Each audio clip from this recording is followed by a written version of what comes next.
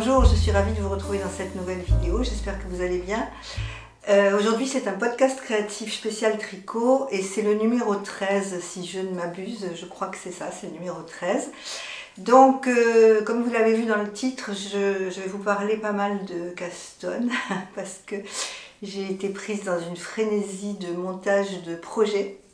Enfin une frénésie pour moi puisque je ne suis pas multi en cours normalement. Là j'ai monté 3 projets et puis je vais vous montrer deux objets totalement terminés. Enfin je vais dire.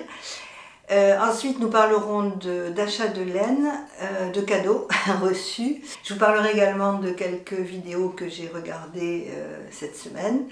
Et je terminerai par un bouquin policier que je suis en train de lire et que je trouve vraiment très très intéressant. Voilà, écoutez, j'espère que ce podcast créatif vous plaira. Alors petit rappel si vous arrivez ici, puisque j'ai vu que depuis la rentrée, là depuis janvier, vous avez été très nombreux et nombreuses, je pense plutôt nombreuses, à vous abonner. Donc je vous en remercie, c'est très très gentil. Je vous remercie également, j'en profite pour tous vos commentaires, j'adore vous lire et puis j'essaie de répondre à tout le monde. Sachez que je lis tous les commentaires, quand je lis je mets un petit cœur et puis après je reviens pour vous répondre parce que bien évidemment, et c'est très bien, mais plus il y a de commentaires, plus c'est long à répondre, donc j'essaie de répondre par, en fait comment je fais, j'essaie de répondre par 10 commentaires et puis après le lendemain je reviens à 10 commentaires, donc voilà, ne vous inquiétez pas si je n'ai pas répondu, je vais le faire, je le fais de toute façon, je réponds à tout le monde. J'estime que c'est tout à fait normal, vous prenez le temps de m'écrire, c'est tout à fait normal que je vous réponde, quel que soit le temps que cela me prend. Donc je me représente très très brièvement, parce que celles qui me connaissent, vous devez en avoir un peu marre de m'entendre me présenter, mais c'est quand même important pour les gens qui arrivent. Donc je m'appelle Corinne, je tiens le blog d'une provinciale depuis 10 ans et j'ai créé cette chaîne YouTube il y a maintenant, ça fait un peu plus d'1 an. Et sur cette chaîne on parle un peu de tout, alors on parle essentiellement de mode, puisque c'est le thème du blog. On parle d'art de vivre, de maison, d'organisation et bien évidemment on parle de tricot et j'aime bien tout mélanger. Bon, il y a des podcasts tricot qui sont vraiment spécifiques et puis voilà, si vous vous baladez un petit peu sur le fil de ma chaîne, vous allez voir un petit peu tout ce que je propose. Et je parlais beaucoup en mode, enfin c'est plutôt... ce ne sont pas des vidéos mode, ce sont des vidéos dressing et je parle beaucoup de garde-robe capsule. Et d'ailleurs, je vous en reparlerai très vite parce que j'ai un projet sur la garde-robe capsule, mais ça sera pour dans quelques temps. Voilà, écoutez, c'est parti.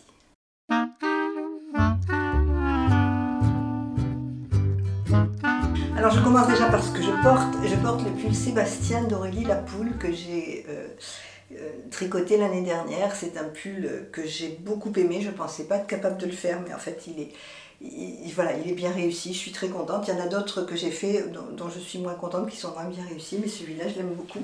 Voilà, je vous montre. C'est un pull que j'ai tricoté dans le mohair de Wouliette, son mohair café latte. Et pour le fingering, j'avais pris les pelotes Sunday de Sanders Garn et coloris amande. Donc vous avez tous les détails de ce pull dans mes précédentes vidéos. Oui, pour les rayures noires, j'avais pris une pelote qui me restait de Kill Silk de Drop coloris noir. Voilà, vous avez toutes les informations sur ce pull dans mes précédentes vidéos. Alors, on m'a beaucoup posé la question en commentaire où trouver le modèle, parce que c'est vrai que Aurélie Lapoule est sur Ravelry, mais tous les modèles n'y sont pas. Et si je ne m'abuse, je crois que celui-ci n'y est pas sur Ravelry. Donc elle a un site, donc vous aurez le lien en barre de description, et on peut directement acheter ses patrons sur son site. Moi, c'est ce que j'avais fait pour celui-ci, je l'ai acheté directement sur le site. Alors voilà pour ce que je portais. Maintenant je vais vous montrer ce que j'ai terminé. Alors j'ai enfin terminé mon Cumulus Blues. Donc si vous me suivez, vous savez que je fais ce Cumulus Blues en mini-cale avec 3 autres tricopines. Il y a Flavie de la chaîne By Naikali, il y a Jen de la chaîne Jen Création Couture et Caroline de la chaîne Caroline Création. Donc nous nous sommes donné un petit défi pour tricoter ce Cumulus Blues. Donc moi j'ai choisi de le faire avec 3 brins, voire 4 brins de mohair. Je vais vous expliquer après pourquoi 4. Et je l'ai fait avec du vert qui n'est pas ma couleur. Voilà, je ne porte pas beaucoup de vert, donc j'avais envie. Et j'ai choisi 3 couleurs et je les fait en dégradé. Alors je me suis inspirée pour le dégradé et pour apprendre à le faire du patron gratuit qui s'appelle Rainbow, dont je vous ai déjà parlé, je vous mets aussi le lien. Et je me suis un peu laissée prendre par la laine. En fait, je me suis trompée dans mon choix dans mes quantités de laine, parce que j'ai l'habitude de tricoter avec 2 fils de mohair et voilà, j'avais acheté 5 pelotes de vert foncé, c'est le vert sapin de chez Drop, et au bout d'un moment je me suis rendu compte qu'il m'en manquait une, donc j'en ai recommandé une, et puis à la fin du pull, il m'en manquait encore. Donc voilà, en fait j'ai utilisé 7 pelotes de Kilsick en vert sapin, puisque c'est la couleur dominante. J'ai utilisé 3 pelotes de vert tendre et 3 pelotes de vert d'eau. Je vous mets les pelotes là parce que je ne me souviens plus. Je ne peux pas vous les présenter puisque j'en ai plus. Je suis vraiment arrivée au bout de mes pelotes. Donc voilà, il me reste quelques petits bouts, donc c'est pas intéressant. Je vous mets la photo des pelotes. Alors, le pull, bon, le Cumulus Blues, nous sommes très nombreuses à l'avoir fait, vous le connaissez.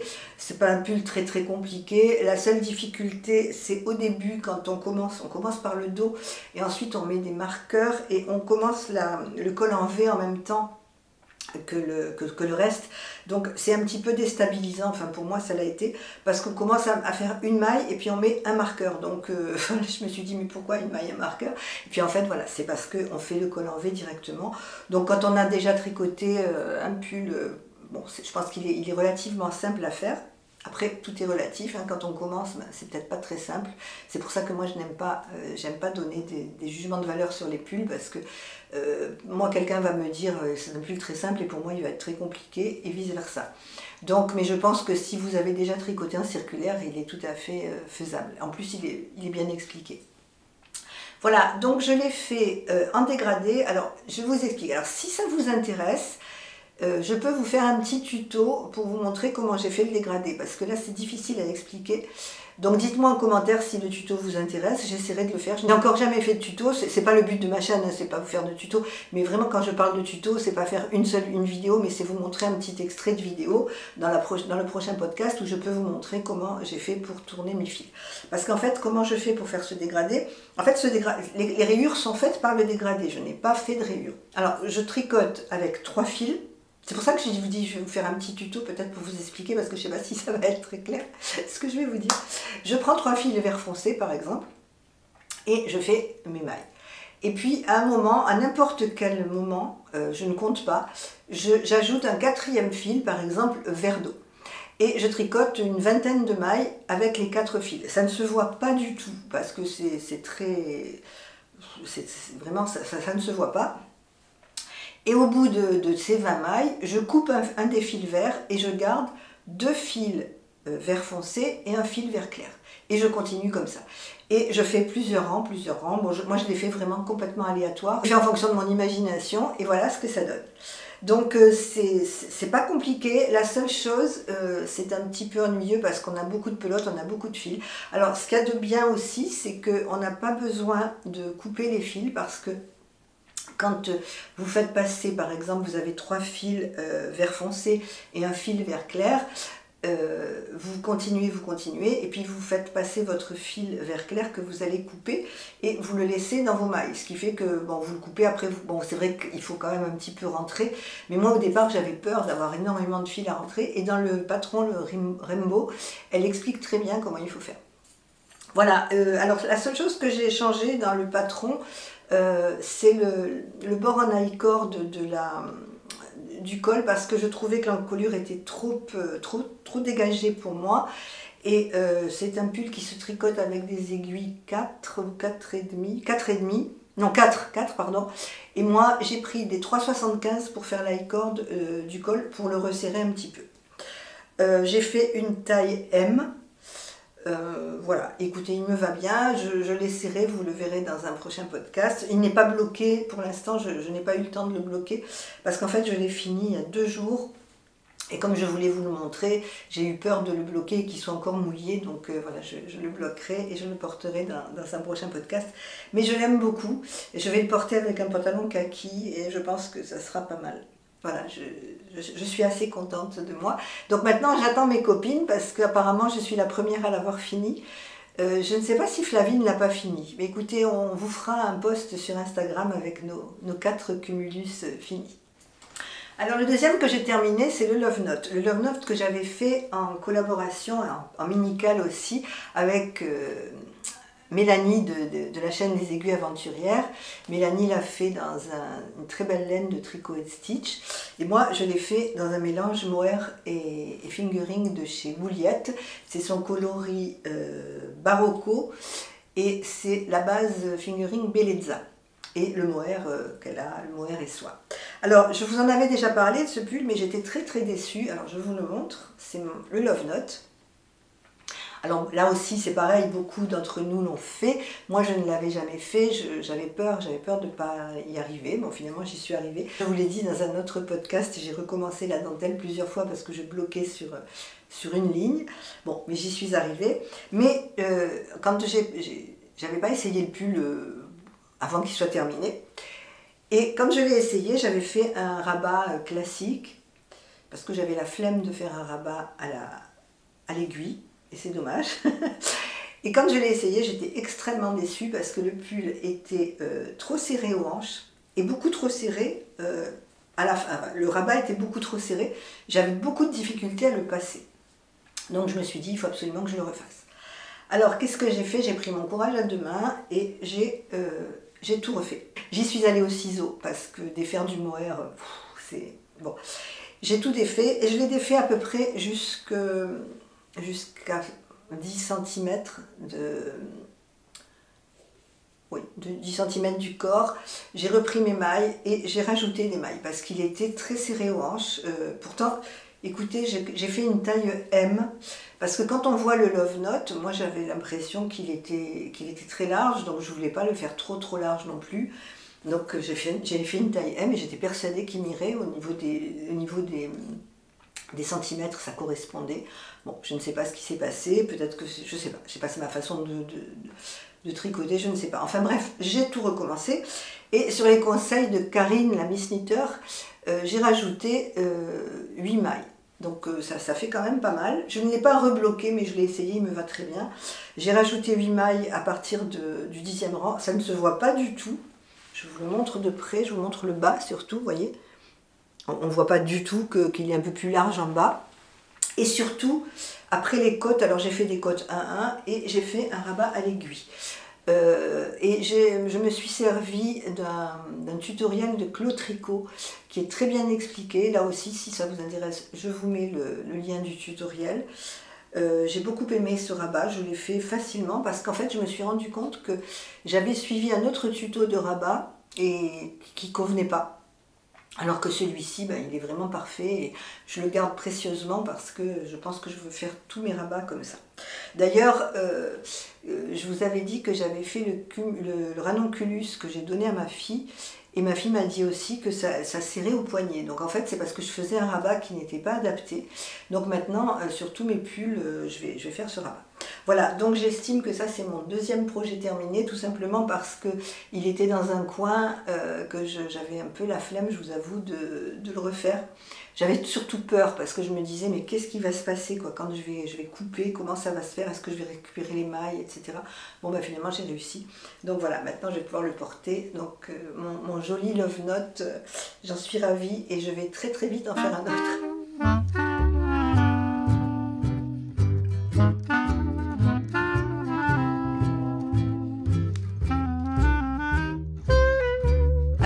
En cours, c'est le pull pivoine d'Atelier Émilie. Je vous l'ai montré déjà dans le podcast précédent ou dans un vlog, je ne sais plus. Je vous disais qu'il me tardait de finir le corps. Ben, ce qui est fait, j'ai terminé le corps avec la jolie dentelle. Alors le voici. Voilà, je vous montre de près. Donc bien évidemment, il n'est pas bloqué, donc la dentelle ne prend pas toute sa forme, hein, mais ça on verra plus tard. Donc là c'est pareil, j'ai appris de mes erreurs et j'ai fait un rabat à l'aiguille avec justement le tutoriel de Claude Tricot. Voilà, je suis très contente de la dentelle. Là aussi c'est pareil, je ne pensais pas arriver à le faire. Alors j'ai arrêté ce pull pour 2 raisons, parce que j'aurais pu le terminer. Mais voilà, c'est ce que je vous disais pour les multis en cours, hein, c'est toujours le dilemme quand on est multi en cours. Moi j'ai l'impression, alors c'est un débat certainement avec les tricoteuses, moi j'ai l'impression qu'en étant multi en cours, je n'avance pas sur les projets comme je voudrais. Si j'avais pas du tout d'autres en cours, j'aurais pu terminer celui-ci, mais comme je me suis lancée dans 2 autres projets, bah celui-ci je l'ai laissé de côté. Et en plus je l'ai laissé de côté aussi parce que j'ai un petit souci avec le montage des manches. Alors j'ai oublié de vous dire que c'est le pull pivoine de Marie-Christine Lévesque. Marie-Christine Lévesque a un montage des manches qui est très spécial, que je n'ai jamais fait, et je bloque un peu sur le patron. Je ne comprends pas trop comment, ce qu'elle dit, enfin, je ne comprends pas trop son montage. Donc, comme j'ai buté, vous savez, c'est comme les chevaux qui ne veulent pas sauter une haie. Moi, je bute sur une difficulté, ben, au lieu de sauter, au lieu d'essayer d'aller vers cette difficulté, je recule, je mets de côté, je fais autre chose. Voilà, c'est exactement ça. Et c'est un peu dommage. Donc là, voilà, il faut que je me motive pour le faire, parce que en fait, ce qui me perturbe, c'est que sur le patron, elle a fait un schéma pour reprendre les manches et pour les monter. Et c'est vrai que voilà, je comprends pas tout ce qu'elle dit, donc soit je monte les manches à ma façon comme je le monte, mais c'est un peu dommage parce que c'est fait pour, soit j'essaie de me plonger vraiment dans le patron et d'essayer de comprendre. Bon, il n'y a pas de raison que je ne comprenne pas, hein, mais voilà, il va me falloir beaucoup de concentration, il faut que je fasse des essais, peut-être que je vais recommencer.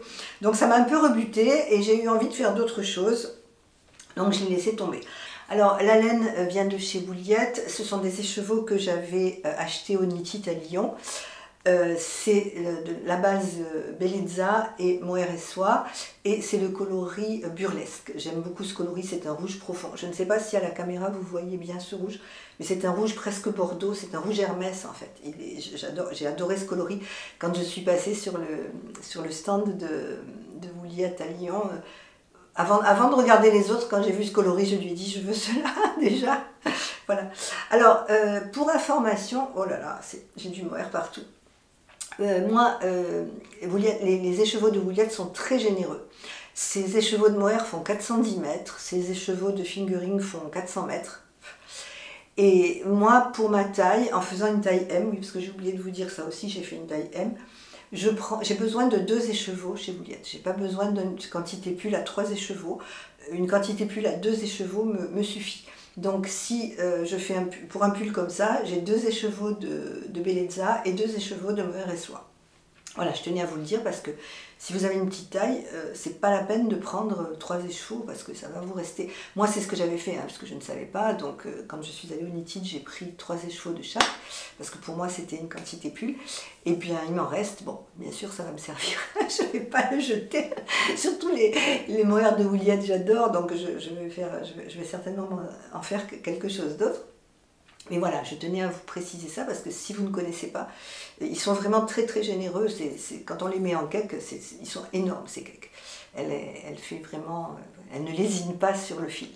Alors pourquoi j'ai abandonné mon pull pivoine? Parce que j'ai commencé avec Karine de la Miss Knitter un petit défi que nous nous sommes lancés toutes les deux. Nous allons tricoter le ranonculus.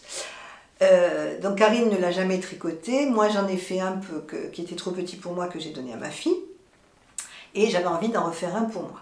Donc, samedi dernier, nous sommes fait une petite visio avec Karine. Nous avons beaucoup papoté de tout et de rien. Nous avons aussi papoté un peu tricot. Et puis, à la fin, nous avons commencé à castonner notre ranonculus. Donc, moi, je le fais avec des laines qui m'ont été offertes par mon chéri pour Noël. Ce sont des laines de Wouliette, encore. C'est sa base, cette fois-ci, Portofino, et sa base Mohair et Soie, toujours la même. Donc c'est un coloris, le coloris s'appelle Hortensia, c'est un coloris lavande, je ne sais pas si vous voyez, j'ai l'impression qu'on le voit bleu à la caméra, mais c'est vraiment lavande. C'est une tonalité que je n'ai pas dans ma garde-robe. Alors voilà ce que ça donne. J'en suis à la séparation du corps et des manches. Je prends énormément de plaisir à tricoter ce pull. Oui, là vous le voyez plus bleu en fait.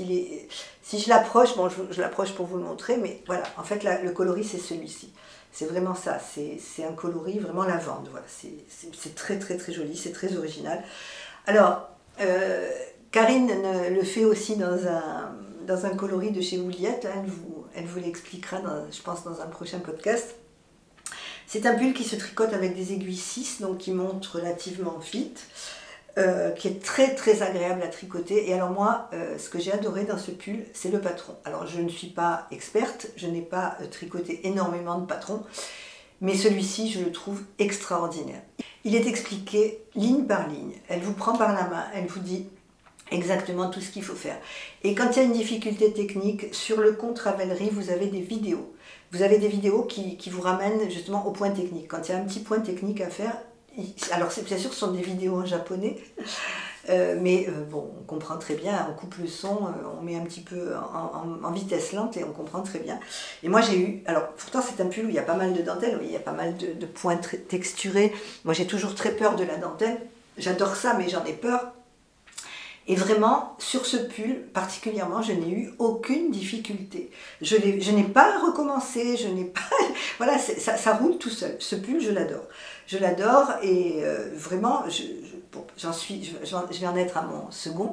Et je pense que ce ne sera pas le dernier parce que je le trouve magnifique. Et je prends tellement de plaisir. Vous voyez, maintenant, j'ai terminé toute la partie un peu technique, on va dire, puisque j'en suis au jersey. Je vais descendre mon corps en jersey, puis je vais faire mes manches. Et j'en suis presque à regretter la partie technique parce que je me suis régalée, vraiment, je me suis régalée à faire ça. Voilà, je suis très contente. En plus, bon, j'adore Karine. Je pense qu'on va avoir quelques petits échanges encore en visio. Et c'est un prétexte à blablater toutes les deux et à discuter. Et en plus, on le fait dans les mêmes laines de Wouliette parce qu'on aime toutes les deux ces laines-là. Donc voilà, c'est un petit plaisir et je suis très très contente. Je suis très contente de mes couleurs et ils me tendent. Alors, j'ai fait, pour celui-ci, j'ai fait une taille L. Parce que, vous savez, pour le premier que j'ai fait, je l'avais fait pour moi dans des laines de chez Laine de Mout. C'était un beige chiné que j'adorais. Et puis, quand j'ai vu les photos du ranonculus, je trouve qu'il fait très large. Donc, je me suis dit, je ne veux pas non plus que ce soit énorme. Mon échantillon me donnait des aiguilles, enfin, me préconisait des aiguilles 5,5. Donc, je l'ai fait en taille S avec des aiguilles 5,5. Puis, en le faisant, je me disais, mais il paraît petit, il paraît petit. Et effectivement, il a été trop petit, donc je l'ai donné, comme c'était la période de Noël, je l'ai donné à ma fille qui est toute menue, donc elle était ravie. Et là pour moi, cette fois-ci, j'ai carrément fait une taille L. Je suis partie sur une taille L parce que j'ai envie que ce soit un pull qui soit un peu loose, un peu comme celui-ci, vous voyez. Donc voilà, je suis partie sur la taille L, on va voir ce que ça donne. Déjà, je pense que, vous savez, moi j'ai de la poitrine et quand... au niveau de la poitrine, bon, je vais avoir après une fois bloqué. Je n'aime pas être serrée. Donc, je pense que la taille, elle va aller. Écoutez, on va voir. De toute façon, ce que je vais faire, c'est que dès que je l'aurai un petit peu avancé, je vais l'essayer. Et puis, au pire, je recommencerai. Hein, je ferai une taille plus grande si je le trouve trop petit. Surtout que les laines de Wouliette ne bougent pas beaucoup au blocage. C'est pas le genre de laine, vous savez, où vous avez un pull et puis un taille S qui devient un taille L une fois que vous l'avez bloqué. Donc moi j'ai déjà tricoté pas mal de pulls avec la laine de Wouliette qui ne bouge pas. Donc voilà, c'est toujours le problème de taille, j'arrive pas à le résoudre encore ce problème.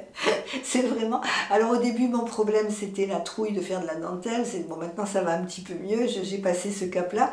Maintenant mon problème de taille existe toujours. Bon écoutez, on verra par la suite. Alors, mon second projet en cours, enfin mon troisième projet en cours, c'est un châle.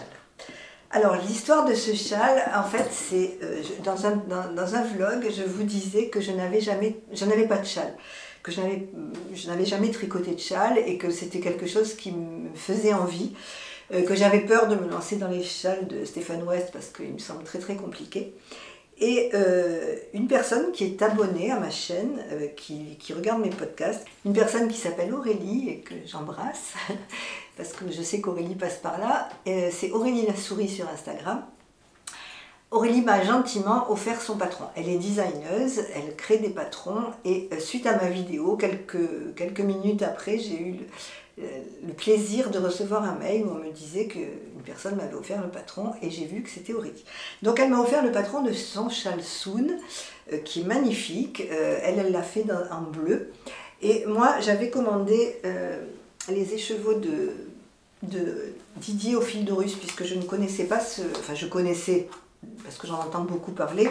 Je connaissais Didier parce que j'en entends énormément parler sur les réseaux, mais je n'avais jamais travaillé sa laine. Et sur un coup de tête, et puis parce que je trouvais ce coloris très beau, je l'avais vu parce que je suis très influençable, et je l'avais vu chez Mélanie des Aiguilles Aventurières, donc j'ai commandé le même. C'est le coloris Sinaï de chez Au Fil d'Horus, et j'avais commandé 2 écheveaux justement dans l'idée de me faire un châle. Donc j'avais trouvé que c'était parfait pour celui-ci. Donc voilà ce que ça donne. Alors il en est au début puisque j'en suis à la section, j'ai fait la section 1, je crois qu'il y a 5, de mémoire il y a 5 sections. Voilà ce que ça donne. Je trouve que c'est un bonheur de tricoter. Et moi, je ne suis pas tellement laine à speckle.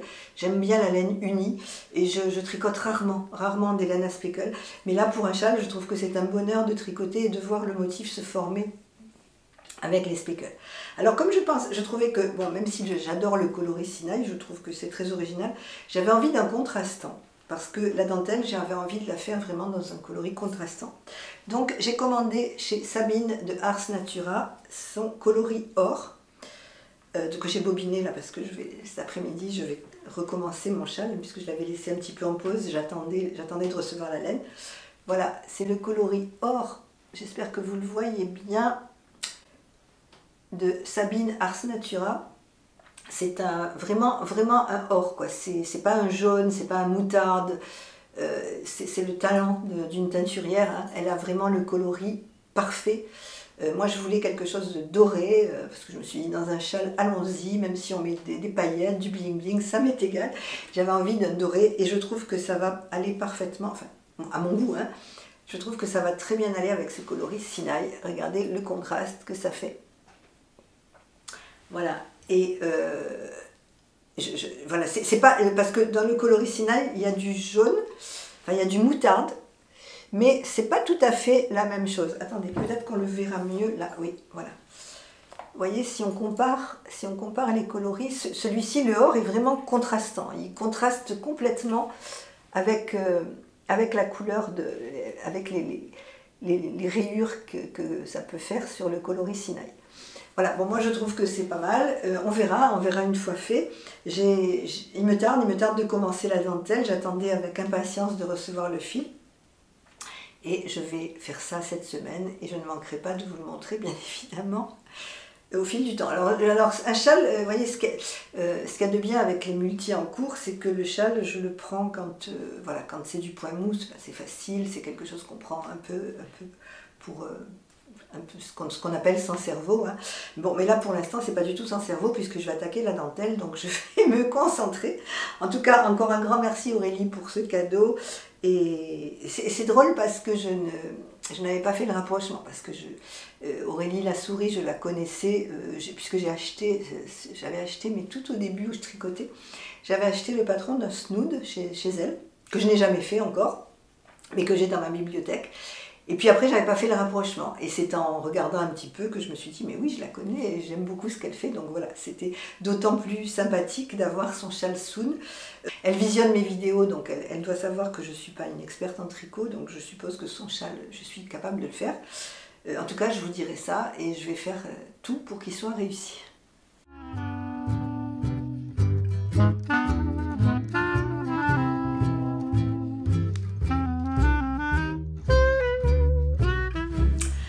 Alors, maintenant passons aux petits achats. Il n'y en a pas beaucoup, j'ai fait 2 achats de laine. Mon premier achat, c'est chez Sabine, Ars Natura. Alors Sabine nous envoie toujours des écheveaux avec des petits marqueurs. C'est adorable, il y a toujours un petit cadeau dans le paquet. Et là, elle m'a mis 3 marqueurs qui sont ravissants. Merci beaucoup Sabine, parce que je sais que tu passes par là. En fait, j'ai envie de faire le pull nacre de Atelier Émilie. Et je l'imaginais dans un ton caramel, café au lait, un peu cappuccino. Et je ne trouvais pas la couleur. Donc j'ai envoyé un petit message à Sabine et je lui ai demandé si elle pouvait me faire la couleur. Je lui ai envoyé quelques petites sélections de couleurs pour lui montrer ce que je voulais. Et après je lui ai dit de laisser libre cours à son imagination pour les petits speckles, mais je n'en voulais pas beaucoup. Elle a trouvé exactement le ton que je voulais. Elle m'a envoyé 3 photos. Elle a teint 3 petits écheveaux pour me montrer. Et c'est vraiment le ton que je voulais. Vraiment, je pense qu'elle ne s'est pas trompée. Elle a tout à fait bien compris ce que je cherchais et ce que je voulais. Et Sabine a été déjà adorable de me teindre spécialement pour moi cette laine. Et elle a beaucoup aimé ce coloris et maintenant elle va le mettre en coloris permanent dans sa boutique sous le nom de Latéchaille. Donc si vous voulez ce coloris, vous pourrez vous le procurer. Je pense que vous verrez mieux une fois que j'aurai commencé le pull. Alors là j'ai très envie de castonner ça, bien sûr, vous vous en doutez, puisque j'adore ce coloris. Mais je pense que je vais être raisonnable, je vais attendre de finir au moins mon pull pivoine ou mon ranunculus. Je vais finir un des pulls avant d'en attaquer un autre, parce que sinon ça ne serait pas raisonnable du tout. Voilà, mais ça c'est un petit plaisir que je garde comme un bonbon, parce que vraiment ce coloris, c'est tout à fait ce que je voulais et je n'en trouvais pas, je ne trouvais pas vraiment ce qui me convenait. Alors si vous ne connaissez pas Sabine Ars Natura, allez-y, parce que justement, déjà elle a énormément de coloris sur sa boutique. Mais si vous avez une envie spéciale, vous pouvez lui envoyer un petit message et je pense qu'elle se fera un plaisir de vous faire plaisir en vous créant votre propre coloris. Alors le dernier achat, c'est un petit craquage, mais un craquage raisonnable puisque c'était en solde. Et je me suis laissée influencer par Sarah de Petit Bout de Bricole. Sarah s'est tricoté un magnifique pull dans cette laine We Are Knitters, The Petit Wool, et dans le coloris Colorado. Donc bien sûr, je n'ai pas été du tout originale et j'ai commandé la même chose parce que j'adore ce coloris. En plus, j'ai profité des soldes puisqu'il y avait 50% sur le site, ou 40%, non, je crois 40%. Donc c'était très raisonnable puisque c'est de la grosse laine et on la tricote avec des grosses aiguilles, donc on n'a pas besoin d'énormément de laine. Donc c'est le coloris Colorado. C'est pour me faire le Sunday Sweater de Petite Knit. Je vous en ai déjà parlé, je cherchais une laine pour me faire ce gilet. Je n'en trouvais pas, alors voilà, je pense qu'avec celui-ci, il va être très bien. C'est un coloris qui mélange, alors c'est un crème, et il y a du gris, du bleu marine et du orange. Voilà, vraiment j'ai trouvé. Et alors si vous allez voir le dernier podcast, le podcast de cette semaine de Sarah, Petit Bout de Bricole, elle porte le pull. Et on se rend très bien compte des nuances de la laine. Je trouve ça très joli. We Are Knitters, je l'avais tricoté pour faire de la layette, mais sinon pour moi, je ne l'ai jamais encore tricoté. Donc je vais voir ce que ça donne, mais apparemment, je n'en ai eu que de bons échos, donc je pense que je serai contente.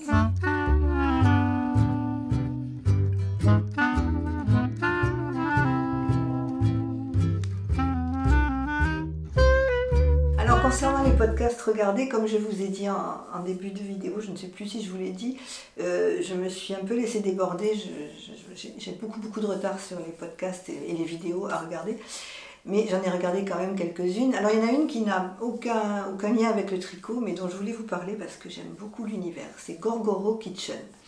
C'est une japonaise, c'est un couple de japonais qui vit à Paris et qui nous raconte son quotidien. Qui nous font découvrir des endroits à Paris, des endroits certainement improbables, puisque, bon, moi je connais un petit peu Paris, mais je ne connaissais pas ces endroits. Et puis en plus, parce qu'ils découvrent tout avec leur œil d'étrangers en transit à Paris, en fait ils vivent à Paris, mais depuis peu de temps, donc ils découvrent pas mal de choses. Ils nous font partager toutes ces découvertes, des restaurants, des pâtisseries, parce qu'ils aiment beaucoup manger. Et en même temps, ils nous font découvrir leur quotidien. Alors c'est très bien filmé. C'est vraiment presque des pros de la vidéo, parce que c'est filmé, on le voit, c'est filmé avec 3 ou 4 caméras. Bon, c'est vraiment magnifique. Pour l'anecdote, j'ai dit à mon mari, parce que je regardais une vidéo et je trouvais ça tellement beau, j'ai dit à mon mari qui m'aide pour les vidéos, parce que moi au niveau photo je ne suis pas une pro, c'est plutôt lui qui est spécialiste de la photo. Et je lui ai montré la vidéo, je lui ai dit regarde, j'aimerais bien faire des choses comme ça, surtout quand je fais mes vlogs. Et là il m'a dit oui mais là tu te rends pas compte parce qu'il y a 3 caméras, il y a telle lumière, enfin, lui il a vu tout ça, moi j'avais pas vu du tout. Il m'a dit c'est pas possible, donc voilà, je vais pas acheter 3 caméras pour filmer mes vlogs. Mais voilà, je voulais vous en parler parce que c'est une chaîne qui est très agréable. Il y a toujours une musique douce, elle parle très peu, on la voit en train de cuisiner, on la voit en train de faire son ménage, on la voit dans sa maison. Après, on les voit tous les deux aller se balader dans Paris. Voilà, ils nous font découvrir énormément de choses. Et je trouve que c'est une chaîne très reposante, que j'aime beaucoup regarder, qui m'apaise et qui me fait beaucoup de bien. Alors, je vous mets le lien, bien sûr, en barre d'infos. Allez-y, si vous avez envie de sérénité. Alors, pour mes copines tricoteuses, j'ai regardé, bien sûr, comme toujours, Sarah Petit Bout de Bricole. J'ai regardé Mélanie des Aiguilles Aventurières. J'ai regardé Aurélie Knit. J'aime beaucoup cette jeune femme qui a l'âge de ma fille. Et cette jeune fille, on va dire, pas cette jeune femme. Je suis émerveillée devant tout ce qu'elle fait, parce que quand je vois qu'elle est très jeune et qu'elle est passionnée de tricot comme ça, qu'elle a l'âge de ma fille en plus. J'ai regardé Angélique de la chaîne Mademoiselle Angélique Knit. J'ai regardé Nana et Chocolat aussi. Alors, c'est Mélanie des Aiguilles Aventurières et Sarah Petit Bout de Bricole font des vidéos comme beaucoup toutes les semaines. Moi, je suis en admiration parce que je ne suis pas capable de faire une vidéo tricot toutes les semaines parce que je n'ai pas assez de tricot à vous montrer. Ça serait redondant, ça serait pas intéressant. Donc moi, les podcasts tricot, je les fais, enfin j'essaie de les faire tous les 15 jours. C'est pas vraiment très régulier. Là, je vais essayer, dans l'année qui vient, dans l'année 2024, je vais essayer de me sortir un podcast tricot tous les 15 jours, et puis une fois par mois je ferai un podcast sur la garde-robe capsule, mais ça on en reparlera. Voilà pour mes podcasts regardés. Alors il me reste des podcasts à regarder que j'ai mis dans ma liste. Il me reste notamment Chantal Fraîcheur Mentalo, puisque Chantal, je ne rate jamais un de ses podcasts, mais là cette semaine je n'ai pas eu le temps d'aller le voir. J'ai 2 épisodes de retard sur Sophie au fil de la ruche. Ah oui, j'ai regardé aussi Karine la Miss Knitter, parce que Karine, voilà, elle fait partie des gens, quand je vois une notification, Karine, c'est comme Emma de Tricot Libri, quand elle sort un podcast, je lâche tout et je vais voir. Voilà, c'est un peu mon rituel. Après, il y en a d'autres que je vais voir tout le temps régulièrement et que je mets dans ma liste à regarder. Mais c'est vrai que je vais quand même les voir et puis je me régale. J'aime beaucoup. Je pense qu'on a des affinités avec certaines personnes. Et il y a Christelle Rêver sa vie en couleur, il y a Christelle Desmaillet-moi aussi. La Christelle Desmaillet-moi, j'ai énormément de retard sur ses podcasts parce qu'elle en a fait beaucoup ces derniers temps. Je crois qu'elle en fait 2 par semaine et c'est vrai que j'arrive pas toujours à suivre. Mais c'est dans ma liste et je sais que j'irai les regarder et je ne manquerai pas de vous en parler. Oui, j'ai regardé aussi, vous voyez, j'ai l'esprit d'escalier, hein, ça vient après. J'ai regardé Eve de la chaîne Eve Note, je crois que c'est ça, F3, oui, enfin voilà, c'est Eve Note, il me semble que c'est Eve Note ou F. Je confonds entre sa chaîne et sa boutique. Mais bon, voilà, j'ai regardé, elle a d'ailleurs fait une vidéo, d'ailleurs si vous aimez l'organisation, très intéressante sur son organisation tricot 2024, c'est le dernier podcast que j'ai regardé et j'ai trouvé ça très très sympa.